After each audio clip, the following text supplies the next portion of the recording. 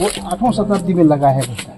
8वीं शताब्दी में वो ऊपर में वो रुख जो काट जो है ना, वो 8वीं, ये तो थोड़ा बाद में लगा है। अच्छा, ये तो 16 17 में लगा है। अच्छा, वो जो गाज है वो तो गुरु पद्म संभव खुद अभी लगा है। वो वाला বুমচু পবিত্র জলের উৎসব।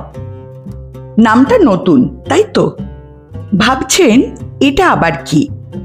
খুব সাধারণ ভাষায় বলতে গেলে পুজোর শেষে আমাদের যেমন শান্তির জল দেওয়া হয় বা গ্রামে গঞ্জে মন্ত্রপুত জল বা জল পোড়া, ঠিক সেরকম। তবে সিকিমে এই শান্তির জল দেওয়া হয় মাত্র একটি জায়গা থেকেই এবং একটি বিশেষ দিনে।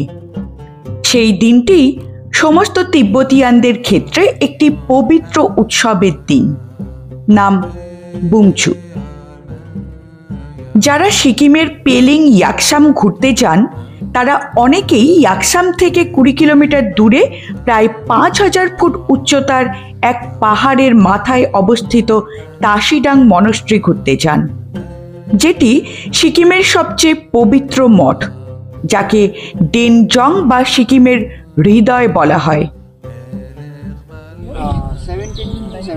1717. But later on it is renovated. Previously not like this. Very old structure. So this is 2 days or your festival? Yeah. Today and tomorrow. Today and tomorrow. What festival? Pomchu ceremony. Kumchu ceremony. Holy water. Holy water. Okay. Distribution of holy water. Today from midnight. Will open. Okay. Then after it will start distribution to the devotees. Tomorrow whole day. Till the devotees end. Okay. And it will be in every monastery? No. Only here. Yes. Only this. Have you recorded? রাথংচু ও রঙ্গিত নদীর মধ্যবর্তী পাহাড়ের মাথায় অবস্থিত এই প্রাচীন মঠ, যেখানে তিব্বতী calendar অনুযায়ী প্রথম মাসের পূর্ণিমার আগের রাত অনুষ্ঠিত হয় এই উৎসব।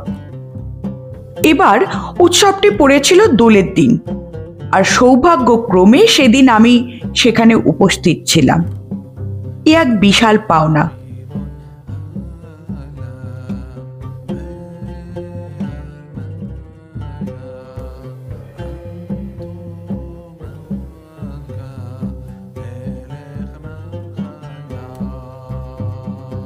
ঘুরতে ঘুরতে গিয়েছিলাম সিকিমের সবচেয়ে পবিত্র মঠ তাশিডাং মনস্ট্রি দেখতে।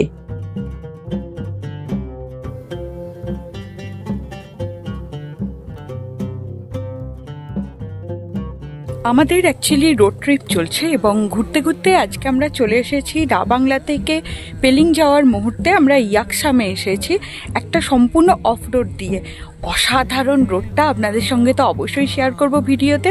তবে এই মুহূর্তে যেটা শেয়ার করছি সেটা হচ্ছে তাশিডাং মনস্ট্রি, ইয়াকসামের একটা বিখ্যাত মনস্ট্রি। কিন্তু এটা আমার কাছে একটা বিশাল পাওনা যে আজকে যে এসেছি, আজ এখানে একটা উৎসব চলছে, মেলা চলছে তার সঙ্গে, আজ এবং কাল 2 দিনের জন্য।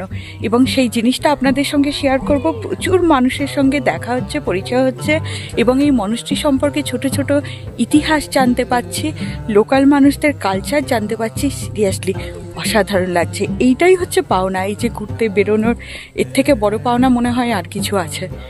গিয়ে দেখি হাজার হাজার ভুটানের ও স্থানীয় গাড়ি, মানুষ, পুলিশ, এক মহাযজ্ঞ। সবাই তাদের ট্র্যাডিশনাল ড্রেস পরে। অনুষ্ঠান থাকায় মনস্ট্রি পর্যন্ত গাড়ি যেতে দিচ্ছিল না, তাই খাড়াই পথে অনেকটা উপরে উঠতে হয়েছিল মনস্ট্রিটি দেখার জন্য। এই যে জায়গাটি দেখছেন, বলা হয় যখন গুরু পদ্মসম্ভবা এখানে এসেছিলেন তখন এখানেই ছিলেন। वो 8वीं शताब्दी में लगा है। 8वीं शताब्दी में वो ऊपर में वो रुख जो काट जो है ना, वो 8वीं, ये तो थोड़ा बाद में लगा है। अच्छा, ये तो 16 17 में लगा है। अच्छा, वो जो गाज है वो तो गुरु पद्म संभव खुद अभी लगा है। वो वाला जो पेड़ है? हाँ जी। अरे बहुत साल का है। এখানেই জানতে পারলাম আজ তাদের বুমচু উৎসব। আজ তারা সারাদিন এখানে থাকবে। রাত 12টায় বিতরণ করা হবে সেই বিশেষ মন্ত্রপুত শান্তির জল, আর সেটার জন্যই এত ভিড়। চলুন কি কি দেখলাম, কি কি জানলাম, সবটাই শেয়ার করি আপনাদের সঙ্গে। আজকের গলার অবস্থা অত্যাধিক খারাপ, শরীরও ভীষণ খারাপ, তার মধ্যেই আপনাদের জন্য ভয়েস ওভার বা রেকর্ডিং করছি, একটু মাপ করে দেবেন।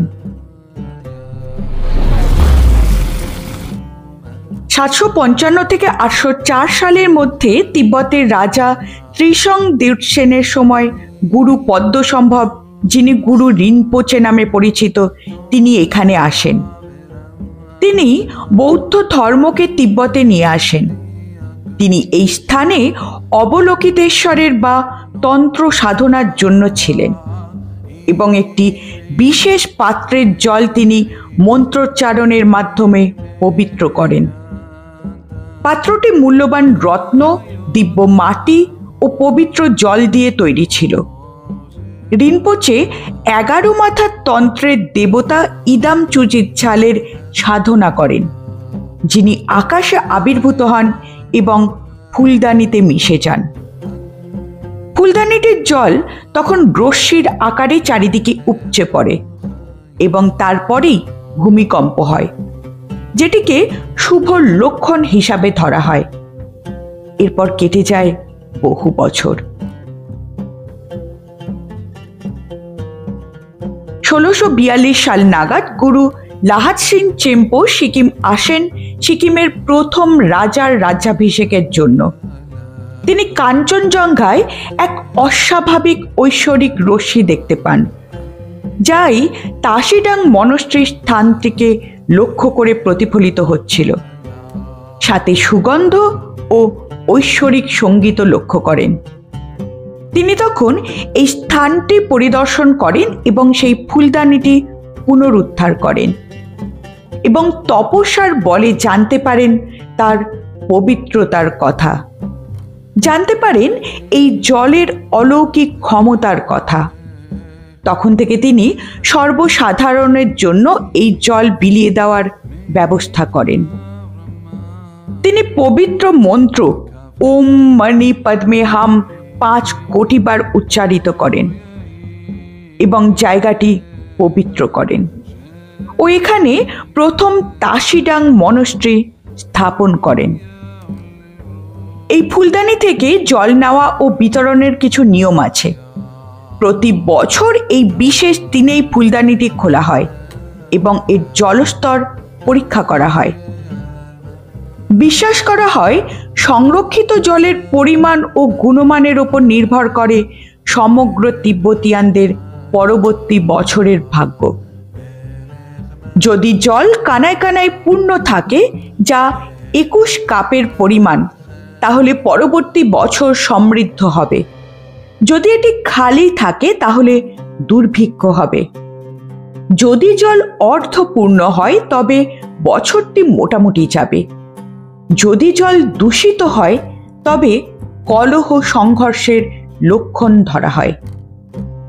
এই ফুলদানি থেকে 7 কাপ মতো জল বার করা হয়, যা রাথংচো নদীর জলের সাথে মিশিয়ে বিতরণ করা হয় এবং ফুলদানিটিও রাথংচো নদীর জল দ্বারা পূর্ণ করে সিল করা হয় পরবর্তী বছরের জন্য।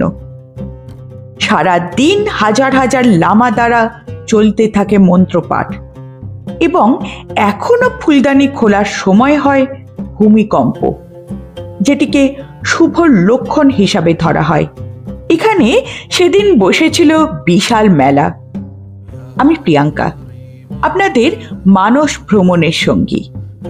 দীপান্তর দ্য এক্সপ্লোরারকে সঙ্গে নিয়ে আমি চলে যাই ভারত তথা পশ্চিমবঙ্গের বিভিন্ন প্রান্তে, যেখানে দেখাই সেখানকার সংস্কৃতি, জীবনযাত্রা, ইতিহাস ও প্রাকৃতিক পরিবেশ। যারা এই ধরনের তথ্য জানতে ও দেখতে পছন্দ করেন তারা অবশ্যই সঙ্গে থাকুন, আমার সঙ্গে থাকুন দীপান্তর দ্য এক্সপ্লোরারের। ভিডিও ভালো লাগলে লাইক, সাবস্ক্রাইব এবং শেয়ার করে পাশে থাকার অনুরোধ রইল। ধন্যবাদ।